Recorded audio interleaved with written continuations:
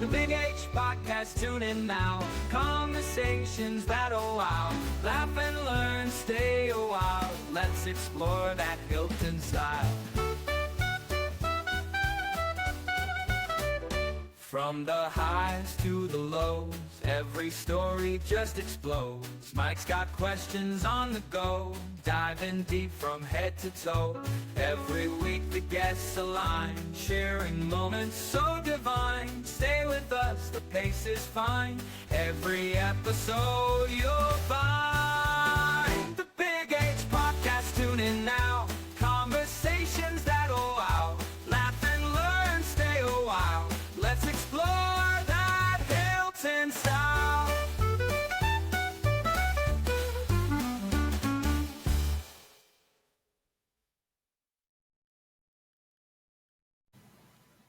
Ryan Rockefeller. I think I said that right. Rockefeller. Welcome to the Big H Podcast. Hey, thanks for having me. Pretty excited. Good. How you came highly recommended from, I think he's your boss, Tom Venero. Oh, geez. Yeah. He didn't have anybody else to recommend. No. He threw out your name and he said, Ryan's been doing a lot of work for us. How was your day today? Oh, it's been a great day. It's been snowy and cold, but hey, I love the winter. I love the season, so it's a good day.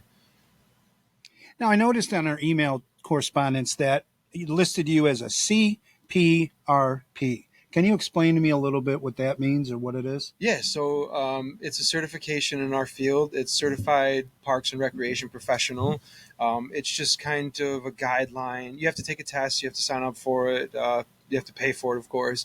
And you take the test, and you get some fancy letters on the back or on your name, and it's all about professional development and what you're doing in the field, and kind of just more or less it's an oath to the field that you'll progress it in a positive manner, and spread the good word type of thing, and continuing education and volunteer. So it's just kind of like a badge of honor, I guess, if you will.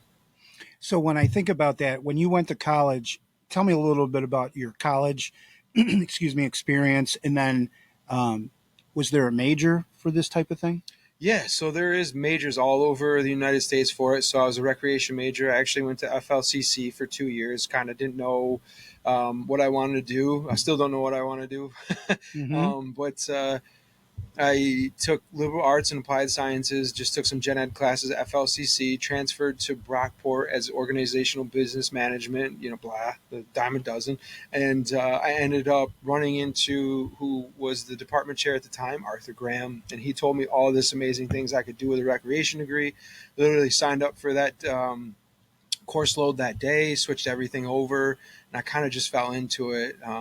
But Brockport, sadly, their recreation department has actually folded, and they do not have a recreation program anymore. So I believe the closest one to us is in Cortland, and I know that they're struggling with some of their enrollment, which is unfortunate. But it's a great major. It's a great field to be in.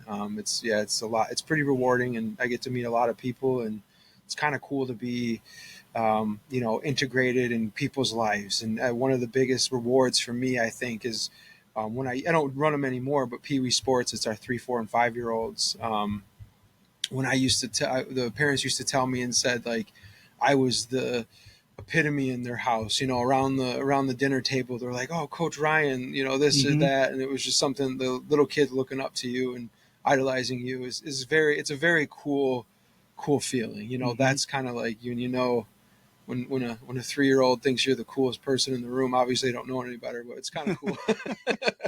It's cool, man. It's cool to be integrated in people's lives, and kind of cliche, but help raise a community.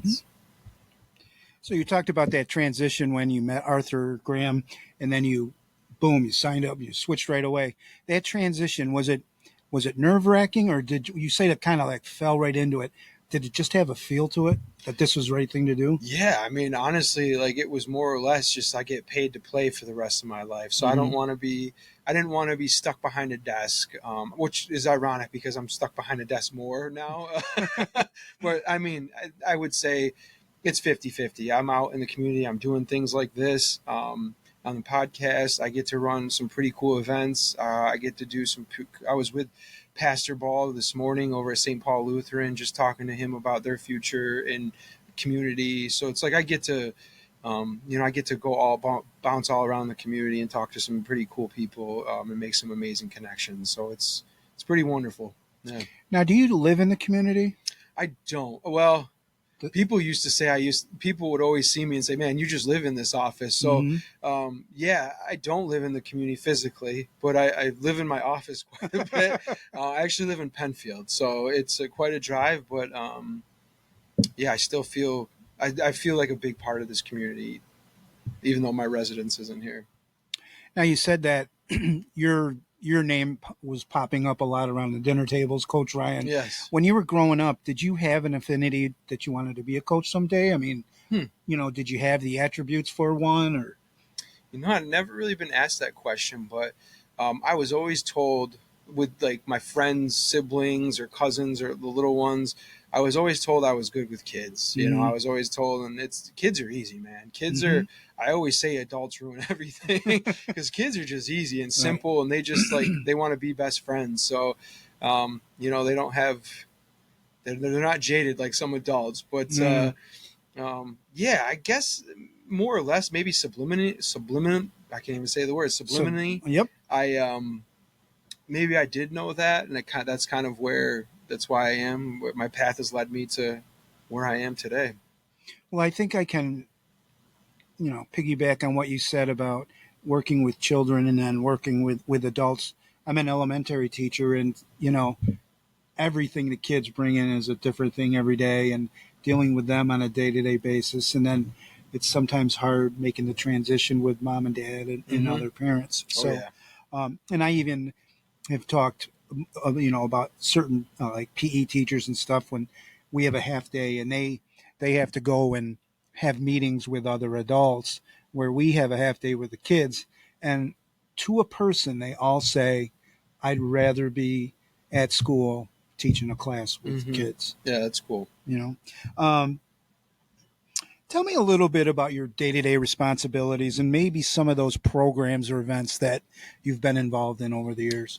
Yeah, my day-to-day responsibilities, it's kind of funny. It changes. A colleague of mine in our office, she always says this office is a vortex, a time vortex, because literally I have a task at hand that I want to do, and I get all these little side quests that never actually get my real work done. But I would say my responsibilities have changed and transitioned over the years. I used to be integrated with the youth sports leagues. I was a league sports supervisor. I did a lot of that. Pee-wee. I did recess when the kids were off. When you weren't teaching the kids and you had a break, I had them. I did some camps here and there, but I've transitioned to events coordinator. So I coordinate all of our events. I do most of our community engagement. So again, like I was saying earlier, I go out into the community, build relationships. I'm our sponsorship coordinator. So I go out and get a lot of our sponsorships. So our biggest event of the year is called Summer Smash. It's usually the fourth weekend in July. And we have fireworks every year, but it's completely a free event, and that's like how we want to keep it, because I know we have low income population here, and to me, I want to provide free or very, very affordable recreation opportunities for our community, and that event I always want to keep free. So we have to go out and get sponsorships. Plus, we want to keep it the quality that it's at. So we go out and get our headliner bands, and then. Actually, this summer, we got drones. So we did a drone show. And that was one of the first. I think the city did it pre-COVID, but I know we're one of the first in this area to do the drone show. So that was, it wasn't cheap whatsoever. So those types of things we have to subsidize and be obviously fiscally responsible with that. So that's a big part of my job: sponsorships, event coordinating, community relationships, and then just. Day to day, we wear a lot of hats. I can be someone's therapist one day. I can be a cook one day, or something like. We always wear a lot of different hats on any given day. How many years have you been employed at Hilton Parma Rec? I'm working. This is my 11th year, so I've been here for over a decade. Does this Community schools, this is starting to come up in where I work. Have you been introduced to the community schools model and anything where the schools now start reaching out in the community to bring those activities or events in? Have you done any of that? What do you mean? Well, community schools is like for children if they need to have exercise and things like that. You could start bringing in some outside influences from the schools. Obviously, you don't. I'm just throwing that question out, but Mm-hmm. it's like brand pretty much new, and we do have a coordinator at school, and it might be something that the school district eventually will reach out Yeah. to Parma Rec. Uh, because you guys go on hand in hand with the school district. Yeah. We have a great relationship with the Yeah, school. Yeah. Yeah. go run with that question. So we have a great relationship with the school. I mean, that relationship has been there before my time, before Tom's time. That was actually, the groundwork was laid by a guy named Steve Fowler. He Mm-hmm. was the recreation director for I think over 26 years, and that relationship can be attributed to him and obviously the people in the school at that time. But we piggyback off the school's facilities a lot for our youth sports, some of our pee wee sports, some of our programs, adult basketball, some gymnastic programs. But then the school also uses our facilities for cross country meets, baseball meets, and baseball tournaments. So there's a great relationship there. Also, we do Make a Difference Day. We do. Well, I should say we, with Tom, organizes that with a couple gentlemen in the high school in the district. And then this year we just partnered with the Sources of Strength group in the high school, which is an amazing group of individuals there. And we partnered with them to run our first ever Sources of Strength 5K. And I believe, don't quote me on this, but we raised over $4,300 Mm-hmm. to go back into the local community area to support mental health endeavors, which was that was a cool highlight of my career. I mean, if you look at me, I'm not a runner. I don't know anything about running. Did you do the 5K? I did not do the 5. Well, I probably did more than a 5K that day, Uh-huh. running around, setting things up, and doing all of that. But no, I was the guy behind the scenes who made sure things went right, and made sure things were running smoothly, and made sure everything was good. But it was awesome. It was a cool experience for me. It was a cool experience for everyone involved, and we're looking to do it bigger and better next year. So. Tell me a little bit about your thoughts about Palmer recreation and exercise, and how if you're in shape or you're doing things, how that does help a kid's mental health.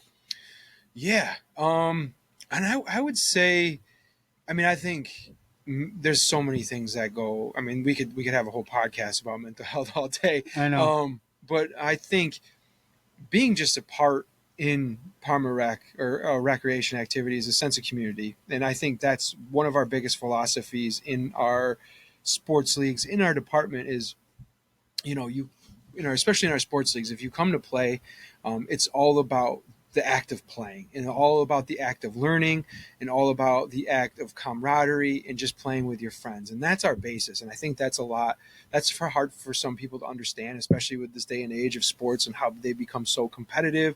And now sports are almost like a year round thing instead of one season on to the next. I see a lot of kids who do baseball all year round, and they do basketball all year round, which is, you're on to that. That's great. But, our premise is just providing a healthy and fun and safe, and a positive atmosphere. And we actually partner with National Alliance for Youth Sports for that type of training, just to provide that atmosphere for our kids. But I think it's a huge positive on kids' mental health when they come and they engage in one of our sports leagues activities. And I think just you don't have to, and I think that's another great aspect of our sports leagues is you don't have to be the best. You don't have to be physically fit, but it does get kids out. 1 day a week or 2 days a week out to the flag football fields, or out to the gym, or out to the baseball diamond.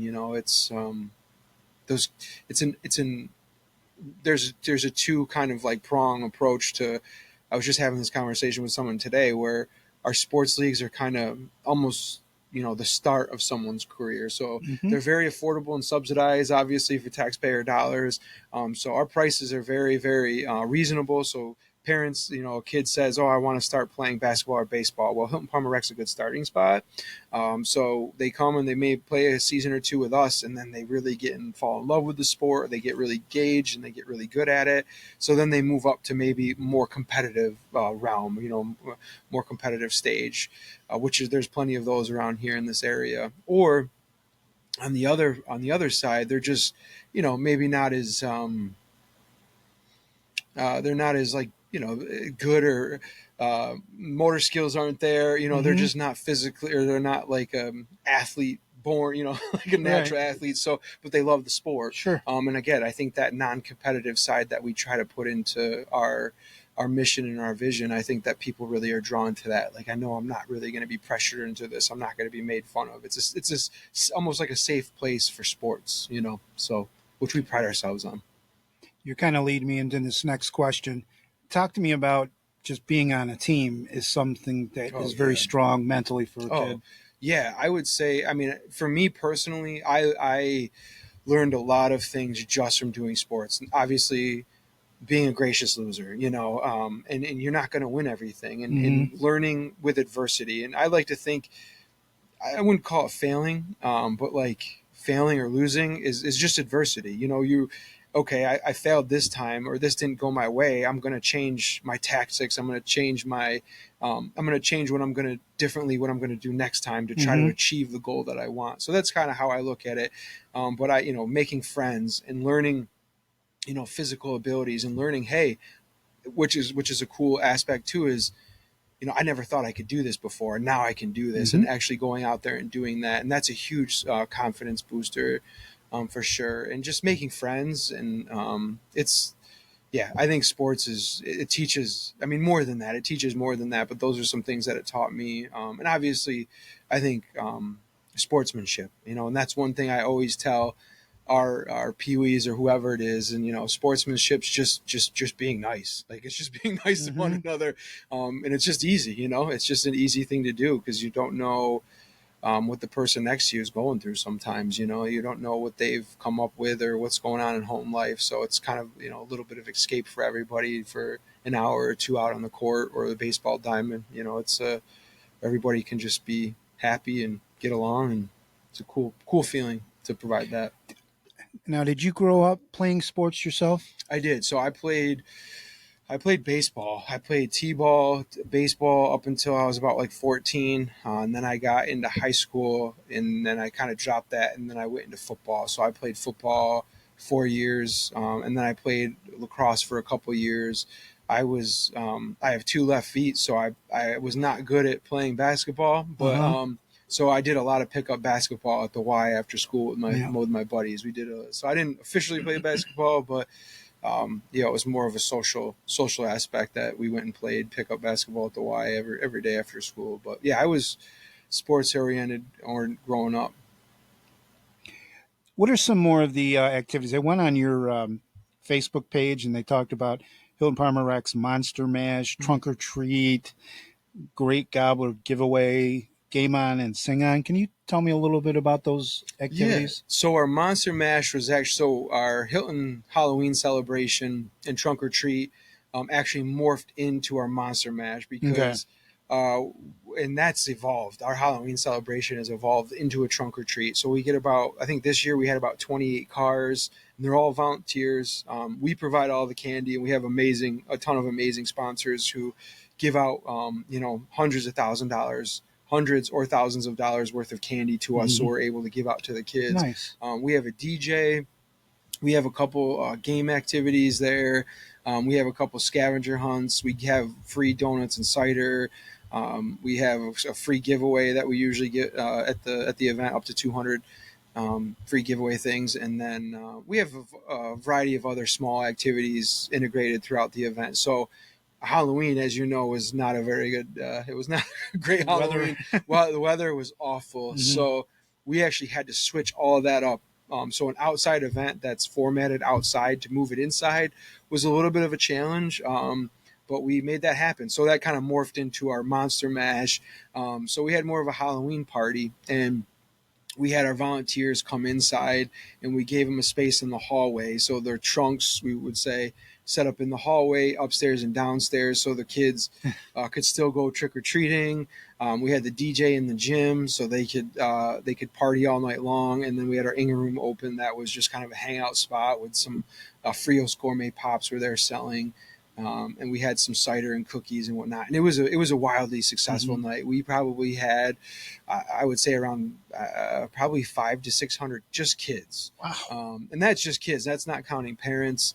And we stopped counting at one point because it's only a 2-hour event. So from 5 to 7, it was nonstop. It was nonstop. And I looked out every once in a while, and the line wrapped down our awning ramp there and kind of like out down around the sidewalk around our building, and it was pouring rain. The wind was coming, man. So people were thanking us for saving Halloween. it was kind of cool, but never knew I had to save Halloween before. But we did that night, and last year was kind of ironic because it was completely opposite. It was like 75 degrees, sunny, and we had kind of the same turnout. We had hundreds and hundreds of people because it was just so beautiful. So just kind of funny how it can be just so different, opposite ends of the spectrum.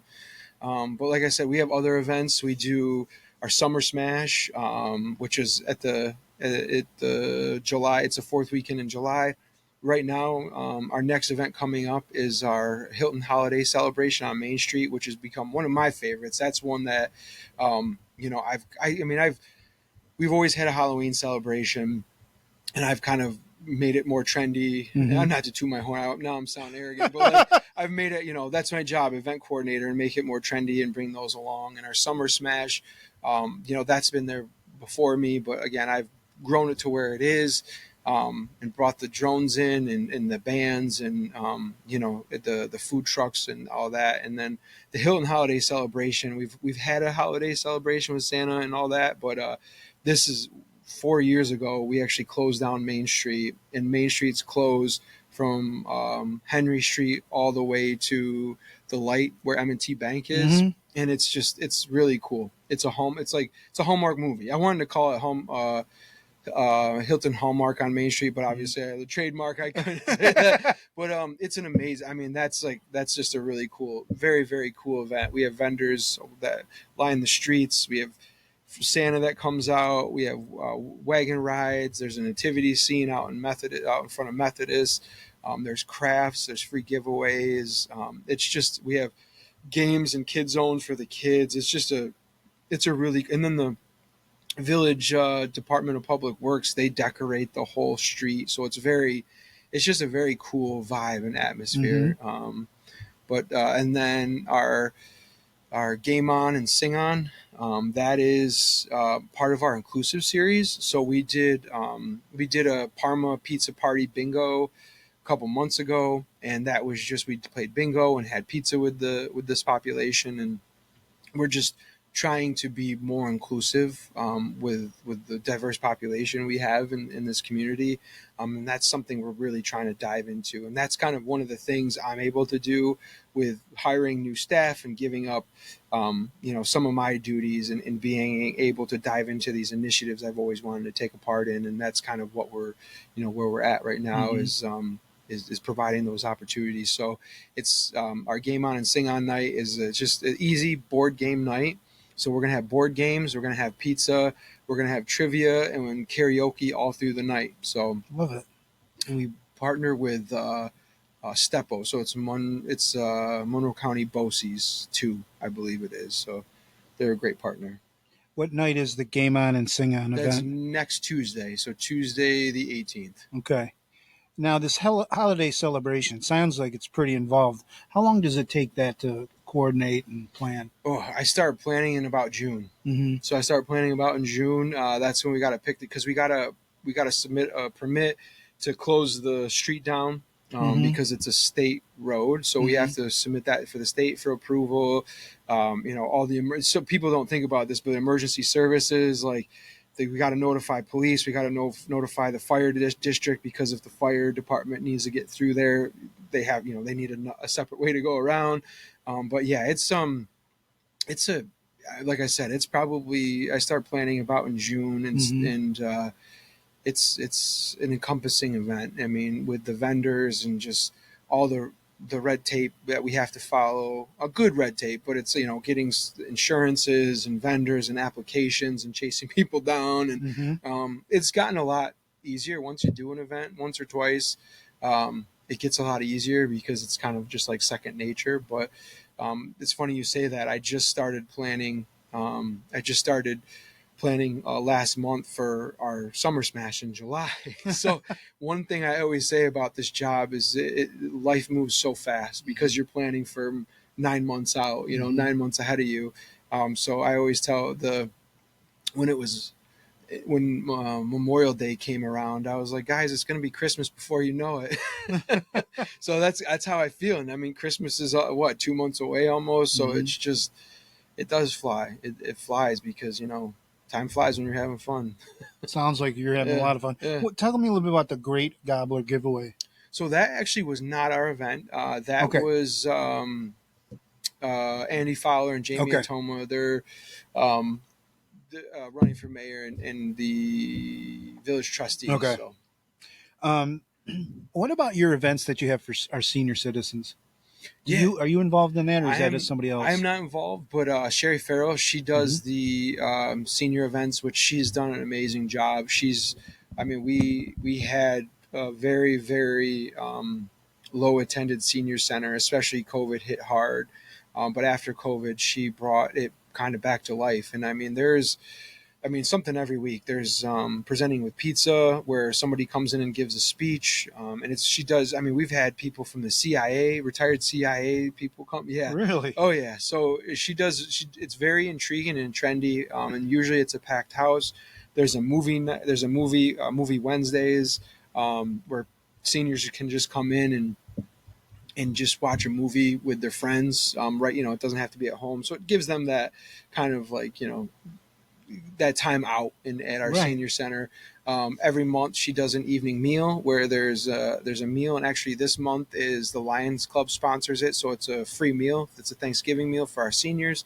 That one's a very popular one, but once a month it's dinner and some entertainment. So it might be someone coming in and giving a little spiel on something, or a presenter, or it might be a dancer, or it might be usually it's kind of a singer who comes in, or a group, and does some music. And so, and then there's trips that she does. There's just trips every couple months. They just went to, I think, Batavia Downs, a casino. Hmm. There's another one coming up where they're going to Syracuse, and doing like salt potatoes. Something about salt potato. I can't remember exactly, Uh-huh. but I mean, there's just something. I mean, there's lunch and bingo every Tuesday, and I mean, it's a hustle and bustle. I mean, it's hustle and bustle in our senior center. It's packed. Sounds like another guest for my Yeah, podcast. yeah, yep. How do you make and maintain relationships with the school district and community? Um, Very carefully. I think making relationships is very easy because of who we are and being a pillar of the community, Hilton Palmer Rec. So a lot of people reach out to us. Like I was saying, the Sources of Strength group. It was a senior student last year who reached out and said, "Hey, we're looking to do this. How can you help?" And that's kind of how it started, and it snowballed from there. So um, we do a lot of good work with the school, and there's a lot of great. I mean, it's easy when you're working with great people. I Hmm. mean, it really is, and it's kind of, I scratch your back, you scratch mine, and I think what it really comes down to is we're all very community oriented, and all Hmm. community, like, it's for the Hilton community.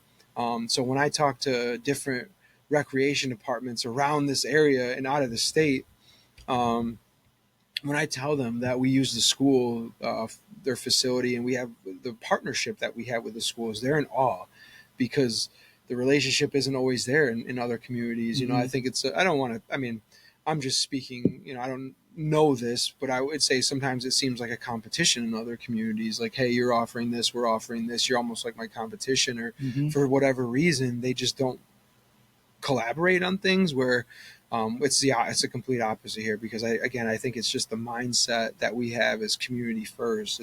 We're all here for the same people, so that makes it so much easier to partner with not only the school but with other community departments in here, because people will come to us and say, hey, can I use this, or hey, can I pick your brain on this?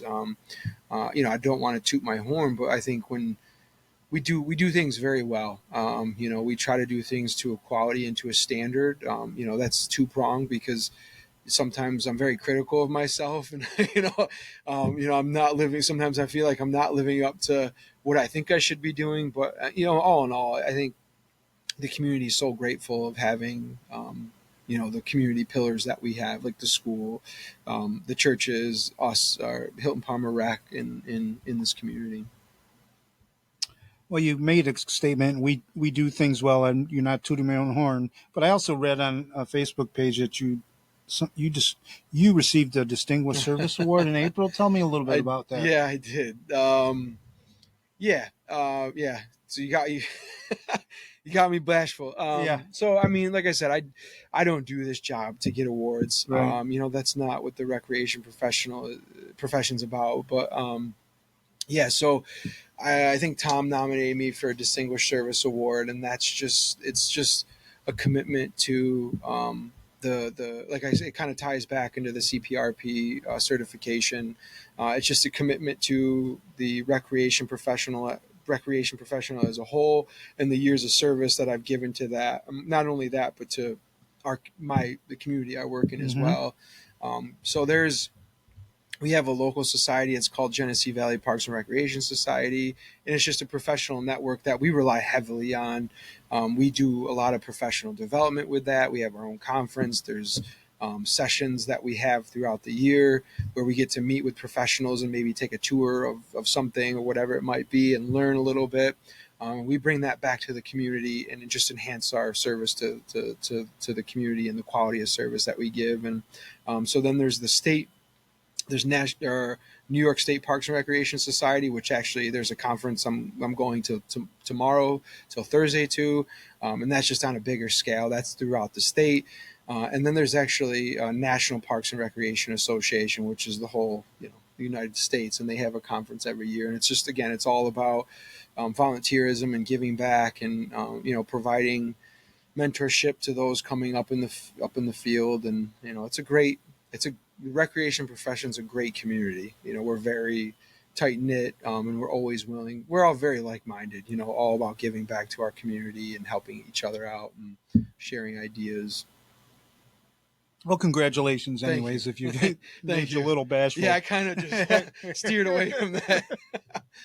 Well, thank you. You're welcome. Tell me a little bit about your education in high school. I already kind of know a little bit about college, but where'd you go to high school and I went hobbies to and stuff like that? Yeah. I went to Mid-Lakes High School. It's out in Phelps Clifton area. Go Eagles. But yeah, it's a very rural area. It's kind of like a small town, like the Hilton Parma area. A lot of farming, very very similar. Like I said, very similar community, very close knit. But yeah, that's where I grew up. It was a great area to grow up. I love going back. My family still lives there. My parents still live there. But my hobbies growing up, I'm an outdoors person. Yeah. I love being outdoor, and I think that's kind of my upbringing. Is I love camping. We go to the Adirondacks a couple times a year, and I just have So I was telling you earlier, we had kind of a theme in our family. I have a dog. I have a golden doodle named Hadley.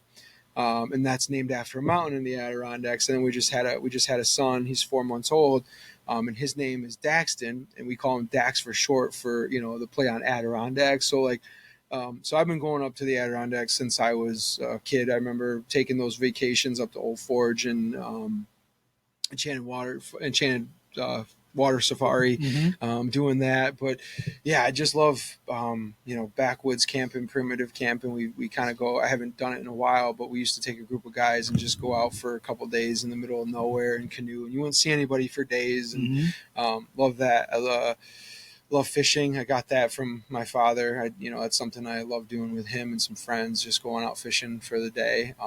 traveling. I love to travel with my wife, and like I told you earlier, we just got back. Was it 2 weeks ago from Great Smoky National Park? Mhm. Well, it was a little over 3 months then. But we've gone to Acadia National Park. We've been out west to like Yellowstone, and Canyonlands, and Arches, and Mesa Verde. I could just go on, and Uh-huh. the Great Sand Dunes. We've been to so many national parks, and that's kind of I think that came from my background. My grandfather, actually, it was my last semester of college. He asked me if I wanted to go out to Yellowstone with him and fly out there and go to Glacier National Park and do the loop out there. And it was a no-brainer for me. I said, Right. absolutely. He said, I'm going to pay your whole way. I need a traveling companion. And that was probably one of the greatest core memories I have. And I'm so glad I said yes. But it was awesome. That kind of set me off on a path to kind of like visit as many national parks as we can, Mhm. and just share that love with my wife and my son. And I can't wait to go back to some of the ones what I've already done and experience it with him. But Mhm. there's just so much beauty in this country that there's people don't realize, and it's pretty awesome. With the one when we went out in 2023, we drove from Rochester all the way out to Yellowstone and back, and it was 7,000 miles round trip. And Mhm. some people are like, "How do you do that?" And I'm like, it's to me it's just a cool experience. You just drive through these small towns and you get to meet the people there. One of the cool things is South Dakota was my expectations were very low for South Dakota, but it was exceeded my expectations, and it Mhm. actually felt like it was one of the coolest states. And the Black Forest out there is amazing, and then like Devil Towers, like kind of across the border into Wyoming, and just driving out there was amazing. But I was in Deadwood. We were in Deadwood, South Dakota, and we ended up in this little hole in the wall restaurant, and I was talking with the owner. It was me, my wife, my dog, and the owner, and she was telling me about how she was three generations there, how her family came over, the gold mining, and how this traditional they started this traditional dinner, and it just kind of like evolved from there. It was just a really cool story. So like learning that kind of stuff and just talking to locals and seeing our countryside and the Americana that's out there is, I'm kind of a nerd for it. It's kind of cool, and learning No, not at the all. history of it is just it's awesome. It's cool. And you wouldn't have gotten that if you did fly over when you Yeah, drove through it. yeah, driving through it, and you just see like I remember one time we were so it was the same trip. We were driving through Indiana, and it was just cornfields upon cornfields upon cornfields down this like small farm road, and I was like, man, I feel like I'm at home right now. And it's there's a lot of people out there with similar communities, similar minds. It's kind of humbling.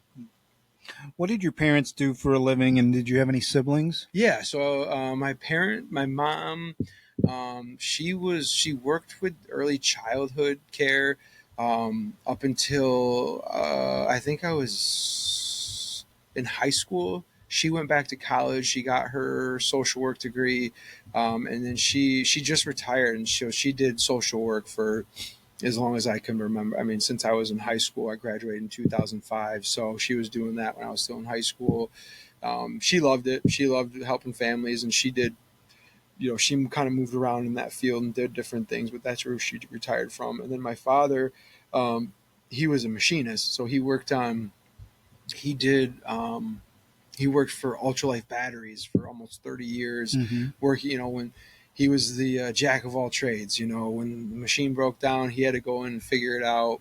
So he worked on the machines, and um, yeah, he did that as long as I could remember. And then he got laid off. They did a lot of budget cuts. He got laid off, and then he actually worked for maintenance at Clifton Springs Hospital. So he did that for, I don't know, the past like 5 or 6 years, and he just recently retired. Okay. My brother, I have one older brother. Um, he lives in Saratoga with my sister in law and their two kids. He works for the VA, so he's experiencing feeling the pressure right now with the climate and the federal government and the shutdown. And my sister in law, she actually works for the federal government too. As she works in the VA. Don't ask me what they do. I don't. I always try I to think figure the it out. government's going to get reopened again. So that's Yes, good. yes, I heard. They're both government workers. Yep, yep, yep. But yeah, they have two great kids, and I always love seeing them. So Do you see them often or? um, I would like to see it. I see them a couple times a year. We try to they make some trips out here in the summer and the spring, and we make a couple trips out to them. But Mhm. it having a family and whatnot, I would like to see them more often. But yeah, I mean, I would say half a dozen or more times a year we see them. Is your brother like you and an outdoors person and stuff like that? He is. Yes, he is an outdoors person. He loves doing the same thing. He goes camping with his kids. I know they do some hiking and Who's the better fisherman, you or him? me. Yeah. Me. He'll probably tell you the same thing. Now, when you go fishing, is it do you go for a particular type of fish? You know, rainbow trout, salmon. What type of fishing do you do, or is it all kinds? So yes and no. I mean, I used to be so. With my father, we used to go trout fishing every summer. We used to do down rigging in Seneca Lake and Canandaigua, and so we used to go trout fishing all back in the day. And then out in my parents actually live on the Canandaigua outlet in Phelps, Mm-hmm. so there's a lot of trout. They stock it with trout back there. So I do some trout fishing.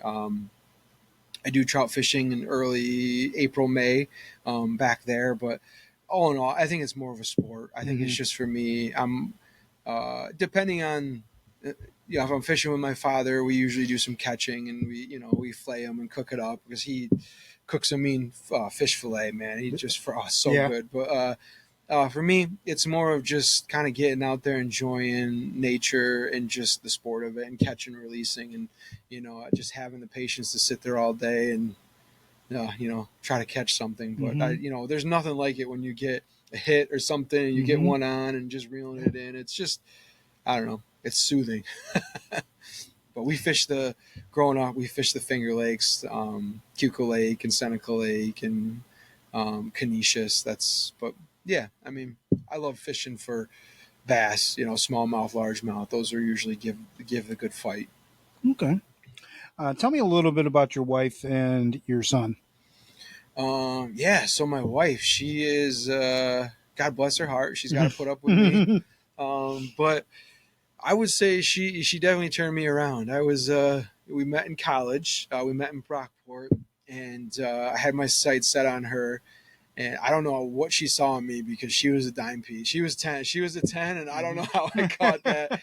But she straightened me out for sure. She put me on the straight and narrow.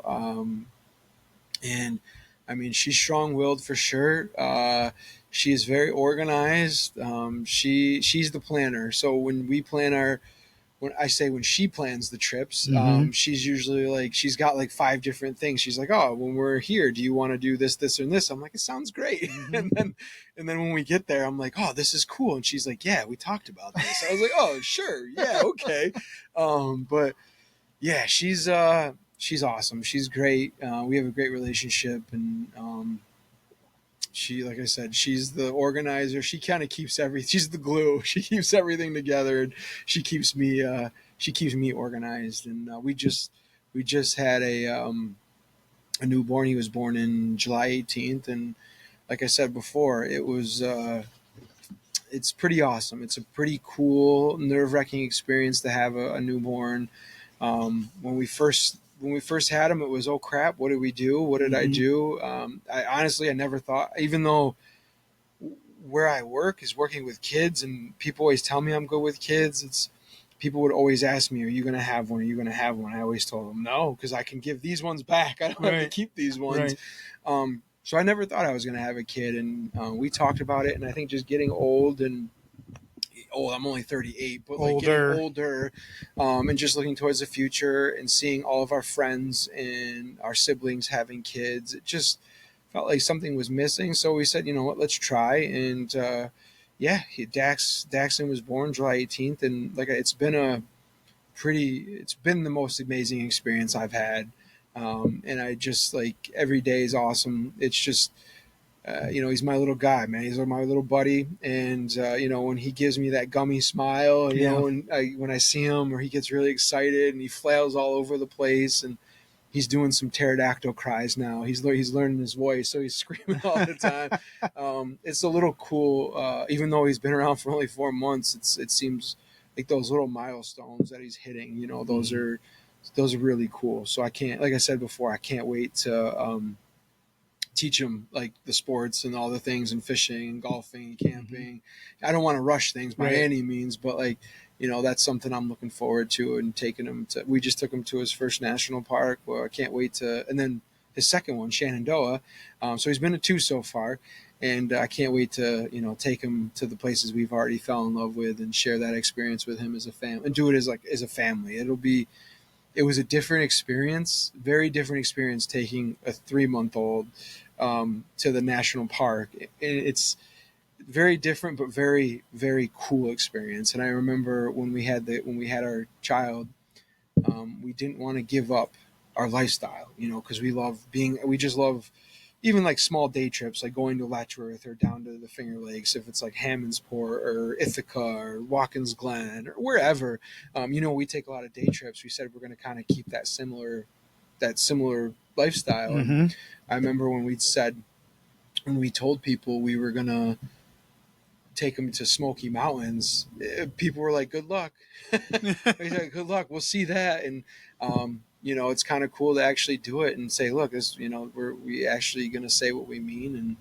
And it's been a great experience. It's family's everything. I have a pretty close family. She's close with her family, so. And I'm looking forward to the holidays. I'm really, really excited about the holidays. Yeah, this will be your first year with the little guy. It was his first. It's his first snow. It's his first snow today. So like, he makes me work late for work a lot, which is great. And I have a great boss who understands that. Didn't he recently have a? He did. He had his third. He had his third child. I was like, man, now you're playing zone defense. You went from man to zone. So it was kind of funny. Like, my perspective is everything. And I was getting up early in the morning to go to work. Because when I went to work, my wife and my child were still sleeping, so I'd try to go in earlier so I'd get home, so I could spend a little more time, because I felt bad because I was only seeing, that's the struggle. There's some parents struggle. I'm sure parents all have the same struggle, but only to spend 2 hours with him that's tough, Right. In the rat race and everything. So I tried to get a little more time with him, and now with the time change, he's actually been getting up earlier. Mm-hmm. So I get to get him up, and I get to see him in the morning. I get to feed him. So, and today I took him out for his first snow, which was really cool. So like, like I said, he's only been around for 4 months, so I'm already getting nostalgic about it. And, it's cool. Wait till he starts walking. Yeah. He's going to be all over the place, but it's really, really, really cool experience. And it's a very large, as you know, it's a very large learning curve, Mm-hmm. and just kind of feeling it out. But yeah. And what does your wife do for a career? She is a high school math teacher. Gotcha. Did you have a mentor who influenced your approach to recreation? Yeah, I would say I'd had a couple mentors. So there was some people in college who I think set me on the right path. Arthur Graham, who passed away. There was Linda. It was Speraza or Cochran, I can't remember, but she got married and then divorced, and so she kind of hooked me up with Victor Parks and Rec and Mike Stockman over there and Brian Emelson, and they were. It's weirdly enough, when I got involved in municipal recreation, it wasn't very fluid. Like, positions didn't really open up that much, so you kind of had to wait 5, 6, 7, 8 years for a position to open up, which is not like that now. It's like, it seems like there's a rec leader or rec supervisor position opening up every year. So back in 2011, I graduated. There was no real job openings, so I actually went to work for St. Joseph Villa at the time. It's called Villa of Hope now, so I work with at-risk youth. So I did that for about 4.5 years. I started in the college, eventually went down to their rec department, and that's kind of how I kept in the rec field, if you will. But they stayed in contact with me, and they would always tell me when job openings opened up in the rec field, in the municipal rec world. So they helped me along, and then Mike Stockman, he vouch for me. I know when the job opened up here in Parma, in Hilton Parma, he passed my name along to Tom, and yeah, he was a big advocate for me. So I mean, it's just like the network that I've built from day one has really helped me to get where I am. And then obviously, a big mentor of mine is my current director, Tom Venero. You know, he's very well known in the Parks and Rec world, and being under that umbrella is pretty great. And I think we're him and I are, even though we disagree on a lot of things, we agree on a lot of things, but that's always good because it's different perspective and keeping each other on our toes. But yeah, I would say I have a couple mentors and colleagues that have really helped me define me as a recreation professional. How do you feel about the Parks and Recreation show? Love it. It's funny. It's It great. is really funny. That's so Does it describe your department absolutely, at all? absolutely. So I mean, Are you Jerry or what? yeah, no, oh God, no. I hope not. But it's so funny because there's times where we're just like, this could be on an episode of Parks and Rec, and I mean, it's like because you work with a diverse population, we work with a community, Yeah. and it's just sometimes you're like, did that just happen? And it's just like I mean, some of the stuff you can't even make up that happens, and you're like, it's so yes, it in some way, shape, or form, it's almost like a Parks and Rec show for sure. Well, it helped our family get through COVID. We watched Yes, it all the time. yes, I have to go back and rewatch it. It's a great show. You kind of already insinuated on it, but what's the philosophy behind your department? I The philosophy, I would say the main part is just be inviting and providing recreational opportunities for everyone in our community. I mean, that's kind of our main goal. And then our next one is customer service. We are customer service based. We want to try to provide opportunities at the best quality, or the highest quality that we can. So we take pride in what we do, and we tell that to all of our employees, our full-time employees, our part-time employees, is we just want to provide the best opportunity and service we can. Mm-hmm. Kind of what I alluded to earlier is just you don't know how big of an impact or role that you can have on someone's life. You don't know when you're doing. I mean, you just don't know. I was talking with someone today about how through, I think it was right before COVID, one of the programs that they signed their son up for was just, they said that was awesome, and I didn't know that. I didn't know that, and that was 5 years ago, and it's like it was unbeknownst to me until now, and the father was telling me, and it made me feel good. It's just, you just don't. I say this to our employees all the time: is you just don't know what people are going through. You have no idea. They could be going through the toughest time in their life. They could be dealing with a death or a health condition or prognosis that they just got, or anything. And it's just like, they come to us for whatever reason. It might be to get away for life for a little bit, whether it's an event or a program, or they want a sense of community. And we really don't know the effect we have on people. And a lot of those will go unnoticed by us, so like those cool ones when parents come and say, oh man, our son loves you, Coach Ryan, this and that, those make you feel good. And those kind of, keeps you going. It definitely recharges you, because sometimes it can be tough, as working with the civil service and human services. It can be draining, but it's also very rewarding at the same time.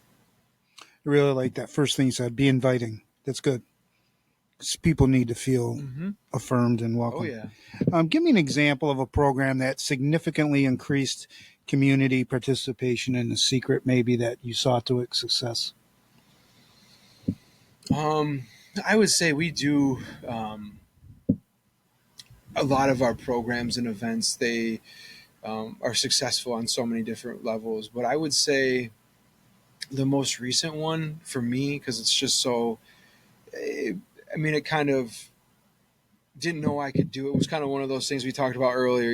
The whole reason about it being a team, you could accomplish something you didn't know that you could, was our Sources of Strength 5K. That's something I never thought in my life I'd be running I would be hosting a 5K or be co-hosting that. And that was That was really cool. That was awesome, and I think that really kind of boosted my confidence selfishly, I guess.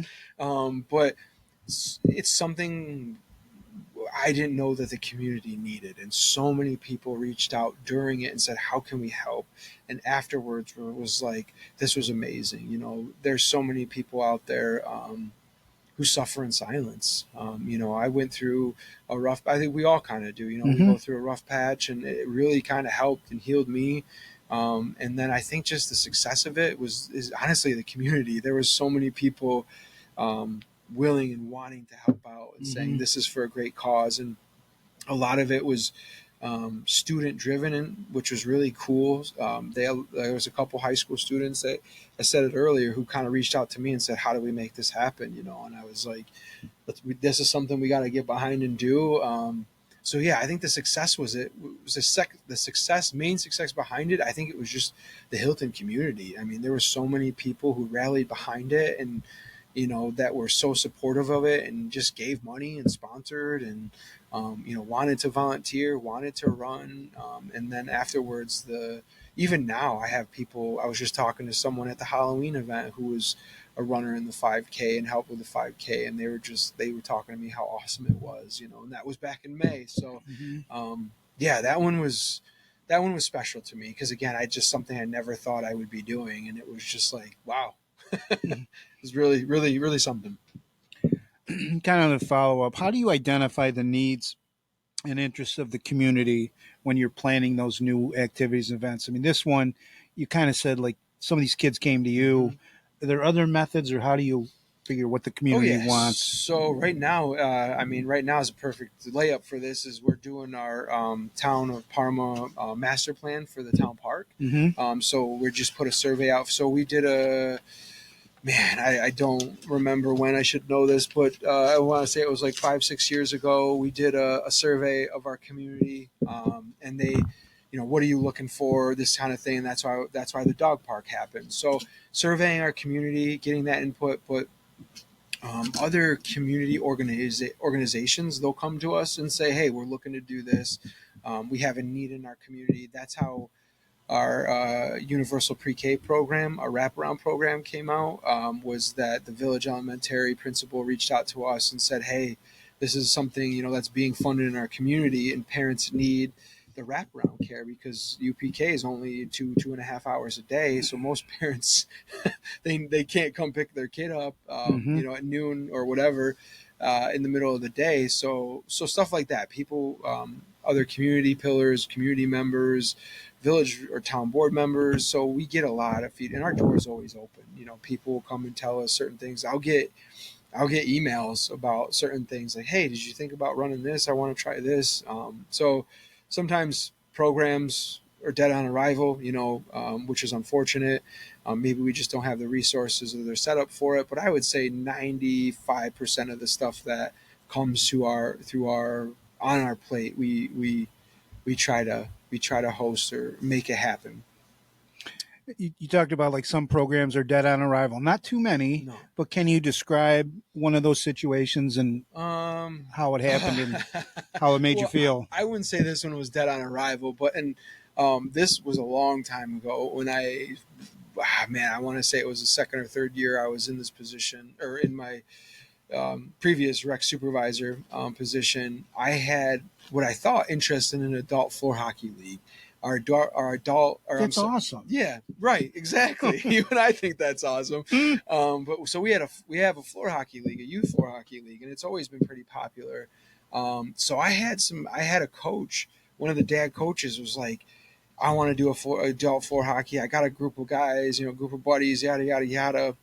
So I had some great feedback, that to do an adult floor hockey league. So I got the facilities, we already had the equipment and whatnot, but I think I got one registration. But we did a lot of promoting. We did. They Um, just it just didn't work out. So and I thought, and I mean, for whatever reason, it just didn't.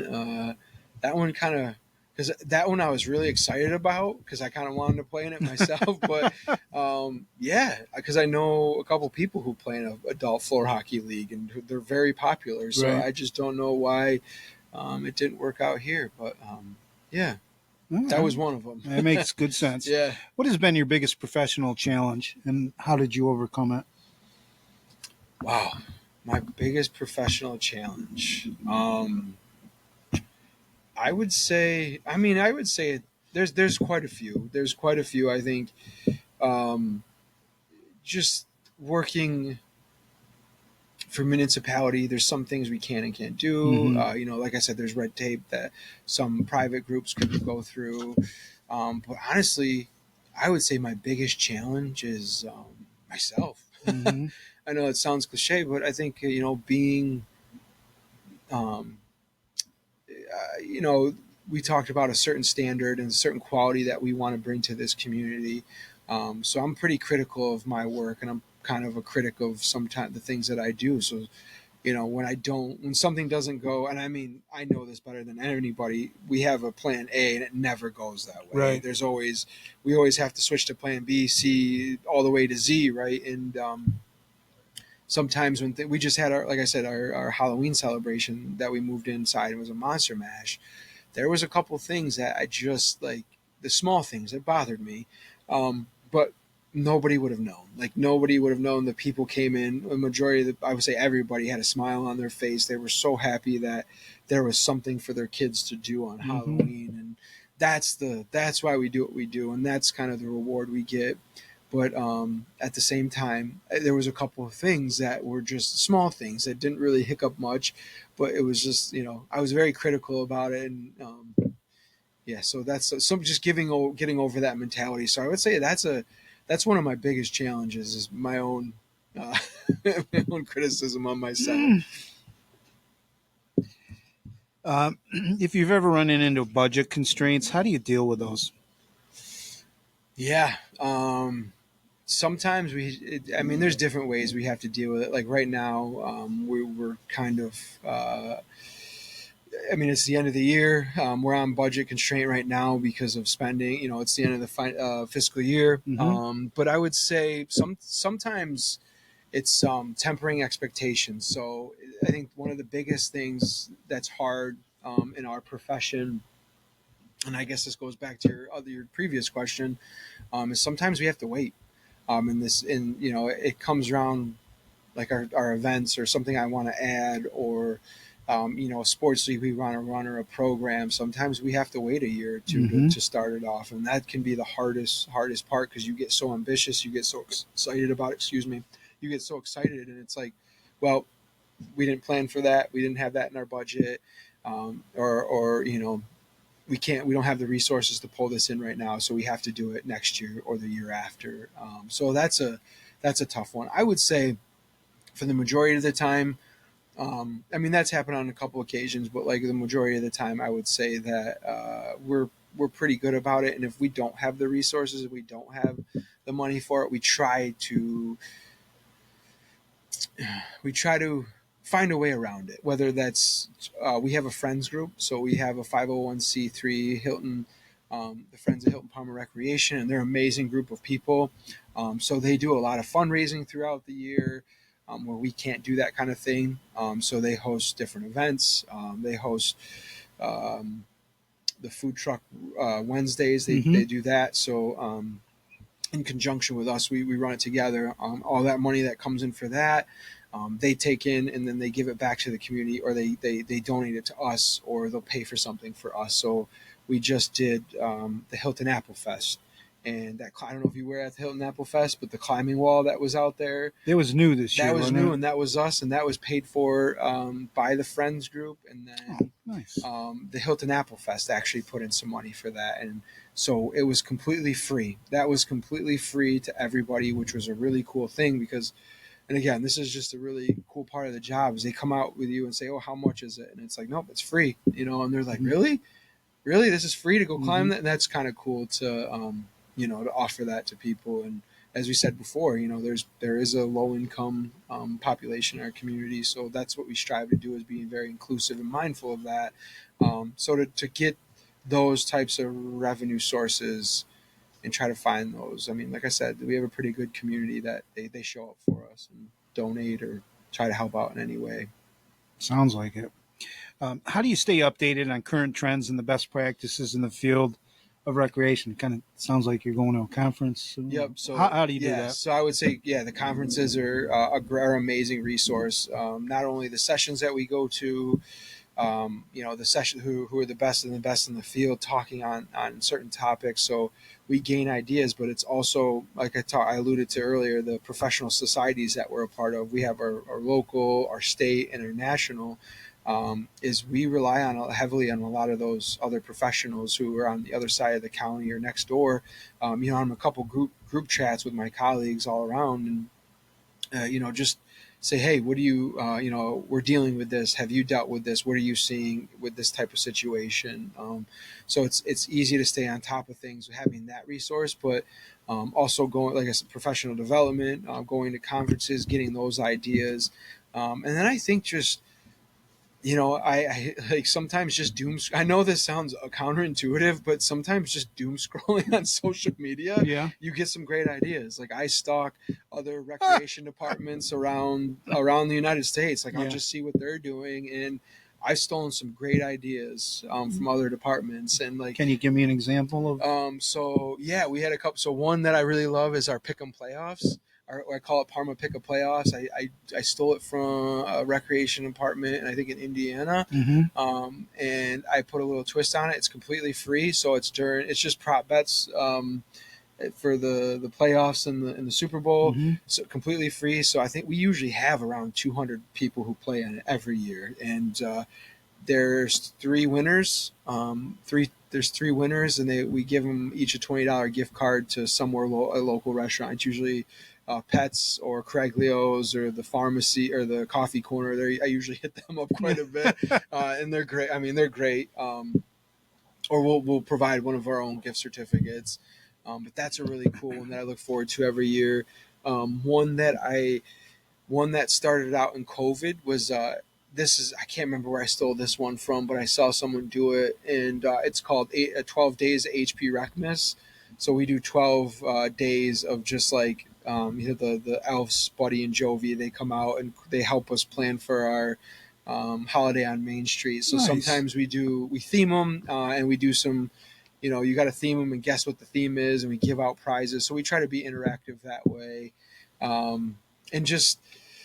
Yeah, so those are the two that come off the top of my head. There was a couple more, but I'm blanking on those ones. But yeah, just and just when we go to our conferences and professional development, we grew our flag football league by partnering with. I learned about NFL flag at one of our conferences and brought that back to our community. Man, I want to say it was like 5-6+ years ago, and I mean, the jerseys are great. They're NFL flag jerseys. Mm-hmm. They have branded, Buffalo Bills or Dallas Cowboys or whatever, and kids love them, man. Like they feel official. You feel like you're playing for a team, and like that little change or that little addition to a program can make the world a difference for something. So like, that's how we stay trendy. Just staying on top of things and just the. And one other thing I like to do is attend other events. So I go around and I'll attend other events, different places. And where I got the idea for drones was not this year, but the year before. I went to Wings Over Batavia. My wife is from Batavia, and we went there and I saw the drone show. And ours doesn't even touch theirs. They have like a plane that does barrel rolls and shoots fireworks off it's awesome. It's really great. And then so it's fireworks and drones. So I was literally sitting there telling my wife, I'm like, I'm bringing this to Parma. I have to do this. I have to do this. And that was cool. That was a cool full circle moment for me to see it and then say, oh, I want to do this. So doing research, like I said, stalking other departments, going to other departments, Smart. Events, and just taking a little piece and enhancing our little community. Keep it up. How has technology impacted the way you manage programs or engage with the community? I mean, we all know AI is here to stay, and it's not going anywhere. And I think there's a negative and a positive thing to artificial intelligence, but we use it quite often. I mean, just ideas for programs, dealing with certain situations, just how can I deal with it, just like, different write-ups or different aspects or different perspectives for dealing with situations or writing emails or it's I mean we use it I use it probably every day, and I use it to be efficient because it can, there's those emails you have to write, those 24-hour real emails, Mm-hmm. and how do I make this sound a little more less harsh, or Yeah.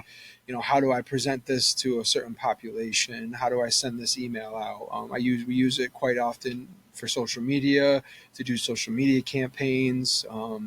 So on that end, so yeah, AI we use quite often, and then social media we've been better at, just trying to get the word out and more engagement, with that population.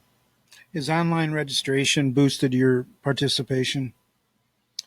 I would say so, yeah. Because we've done, Tom brought online reg, because before Tom, it was paper registration. So I would say the ease of it yeah. I mean, people, all they have to do is go right online and just exactly, they don't have to send anything in, and, or come in. I mean, there are very few people who come into our office to register for a program. It's usually the older Right. population, but we still get calls all the time about questions and this and that. But yeah, I would say absolutely has boosted and maintained registration.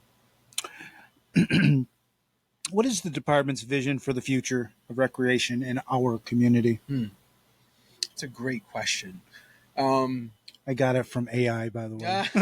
oh boy, Hmm? the I mean, just bigger and better, man. Bigger and better? Bigger and better in quality. So as we talked about earlier, the town of Parma Park campus master plan, that's in effect right now. I mean, like, I think the dog park was like an example of, Yes, yeah, you people know, love that. Yeah, people love the dog park, and I didn't realize. And that was from a survey. That was gathering information from a survey a while back, um, pre-COVID, where and that's something I never thought. I'm like, you need a dog park here, and people, that's what they want. my thoughts exactly. And Yeah, I drive by it every day, and it's I'm packed. thinking it's awesome Yeah, it's because packed. people need to walk their Yeah, pets and yeah, and it's be. safe.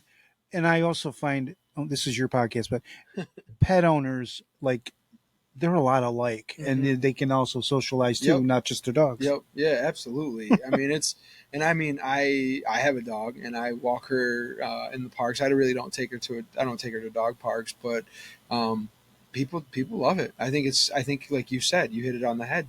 When they go, they can just sit there and socialize with like-minded people while their dogs can play and Mm-hmm. exercise. And who knew? Who knew? That's why it's important to gather that kind of data from your community. But just I'm never an advocate to change things just to change Right. things, but I like to be on the trend, be on the forefront of things, whatever that may be, and provide the highest quality service we can to improve the quality of life for our participants in our community.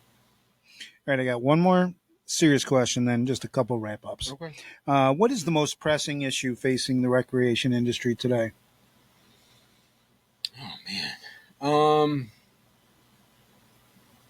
Most pressure, I would say Pressing issue, like, pressing. yeah, Um, do One you, that comes to mind right now is uh, people knowing we're a profession.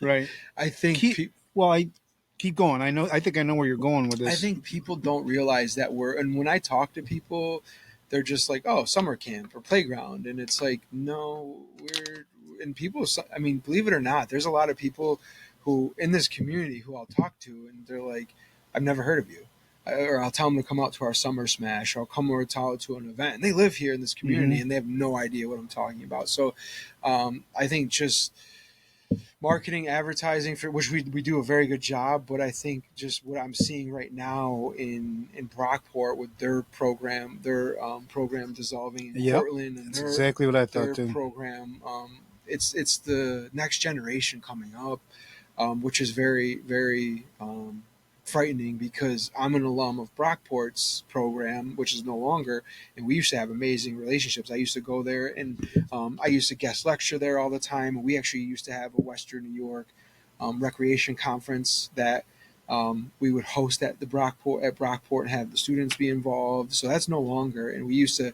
That's where a lot of our pool would come from for interns and future recreation employees, and that's no longer there. But with civil service, they've years, I want to say a while back, our professional society, GVRPS, met with local civil service employees, and they actually kind of broadened the horizon for requirements now. So it used to be you had to have you had to have a recreation degree from a accredited college, which is very narrow and niche. But now they opened it up to like sports management majors. So we have an individual who we hired it was about 2 years ago. He's a sports management major from St. John Fisher. So that, I mean, we wouldn't have been able to hire him 10 years ago. Mm-hmm. And we also can hire PE majors. So the civil service is moving with the times. I mean, there's still civil service, civil service, but yeah, that's the ways they're kind of combating that. So trying to break into those other fields, if you will, and letting them know, hey, we're here, we're a profession. So I would say that's probably the biggest thing. And then obviously like funding and advocacy and knowing, and that I would say that's on a broader scope and bigger scope too. But here in our community, in our little niche or neck of the world, that would be my biggest concern. I mean, our society is too sedentary. We need to keep people moving, and recreation is a great thing. They really, you can only buy so much Ozempic. yeah. All right, a couple things to end up with. What's one thing you can't live without in your job? Oh man, I would say there's a couple things. So, well, number one is the flexibility that I have. I mean, the flexibility that I have right now, and that comes from the top. That comes from our director down. And like I told you earlier, is my wife. We went away to a week away for our first family, quote unquote, family vacation to Great Smoky Mountains. The next day I came back, my wife injured herself, and she pulled her back and she could barely move. And we have a 3.5-month-old, and our quote unquote support system was all occupied and literally couldn't come and physically help us. So it was just me and her, and she literally couldn't lift anything. So having the flexibility to stay home and work from home for that week, it was huge. And having a newborn son, and like I said, not quote unquote coming to work late. I mean, I'm coming, 20 minutes late. Like that's just not being a clock puncher, clock watcher. That's huge. Especially being a new father. I mean, I think time has become my biggest, not resource, but it's just become my primary goal is time, because I can never get that back. So I want to enjoy the small things with my newborn, and just enjoy those, whether it's just getting him up in the morning, feeding him, and spending that time with him, because I'll never get it back. So I would say the flexibility. I mean, and that in turn makes me love what I do. It does. I don't hold a grudge against that, where it's like, well, you have to be here at a certain time. I appreciate that, and I think so. I would say that's the biggest thing that I can't live without in my profession, in what I do here. But I would also say another big thing, now that I'm talking about it, is the professional development. We are able to go to conferences, and local and state and national conferences, and just, I mean, and that's how we are on the cutting edge of things in the small town. I mean, we can compare to some of the bigger programs across the county, across the state. I think we are one of the best that we do, is because we stay on top of things. We educate ourselves. And I have a mentor in the field who's retired now, who said, the day you stop learning is the day you want to hang up your hat, because everything is, as we know, as you're a teacher, you're on the front lines of it too, is everything's changing. Every day it's changing. So how do you change? How do you stay up with that? And that's like, I mean, if we didn't have that, I'd be stuck in 1999 probably. And that's what we're able to do, what we're doing. And then I would also say the third thing I can't live without is the teamwork that we have. And I am a one person, one track mind sometimes, and just have my blinders on. So just being able to bounce ideas off my team and other people and resources that we have, our rec commission or whoever it may be, um, they come up with some great ideas. It might be like, oh, why didn't I think of that? Yeah. You know, you just get so hyper focused on a certain thing, and just those little different perspectives can make a big difference in some things. So I would say those are my top three, are probably. What's the best piece of advice you've ever received? Oh man, we're getting philosophical here. I don't know. My biggest. I mean, you mentioned some people that were mentors of yours. You got Tom, you know, team. You talked about teamwork. Is there anybody that? I'm gonna be driving home and I'm gonna be like, man, I missed that. And it's all right. It's all right. We're gonna have to come back and cut this in. Okay. Well, I would say biggest piece of advice. Maybe I was in. So this has helped me out recently, and maybe this isn't the best piece of advice I've had. Like I said, what's going to hit me is when I'm driving home is one thing that's helped me out personally, in my time here is, you know, the job will always be there, because I'd always get so hyper focused. And like I said before, you know, I love what I do, and I want to provide the best quality service I can, and not only provide it, but hold myself to that standard. And sometimes it's unrealistic. Sometimes it's just absolutely unrealistic. But in my mind, I'm like, I have to do that. So sometimes I can get super anxious about it. Sometimes I can just get engulfed in it, and it's like, okay, you have your own personal life, you have a family now. So I know it's kind of cliche, but it's like, you know, that it'll always be there. It's always going to be there. It's never going to go away. Even when I'm gone, you know, it'll be there. So I think just kind of to go on, just enjoying the small things in life, and that's kind of hitting home for me right now. Is just enjoying those, like I said, the gummy smiles.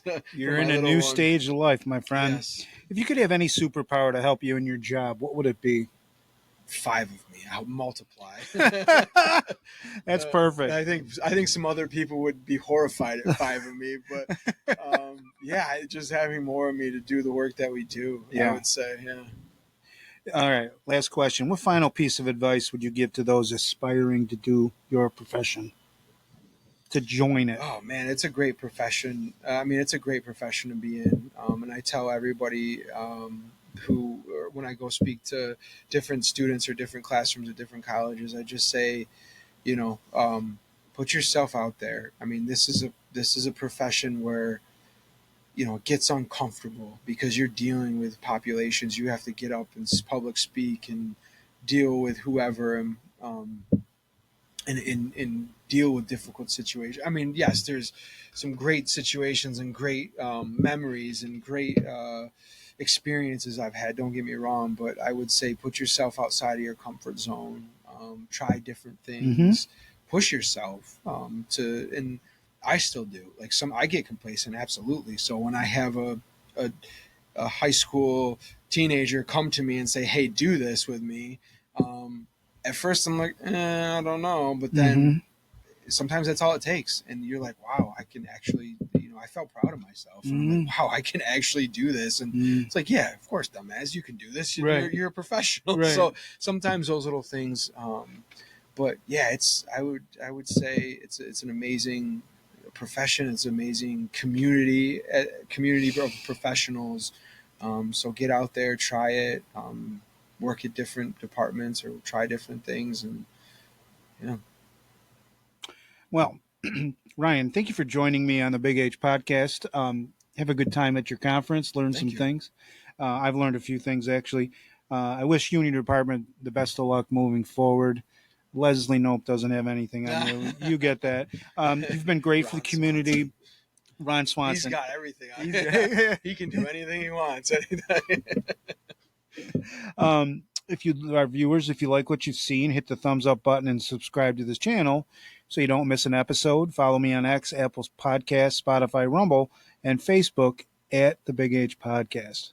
Ryan, it's been a pleasure. Yes, thanks for having me. It's been great. Glad you joined me.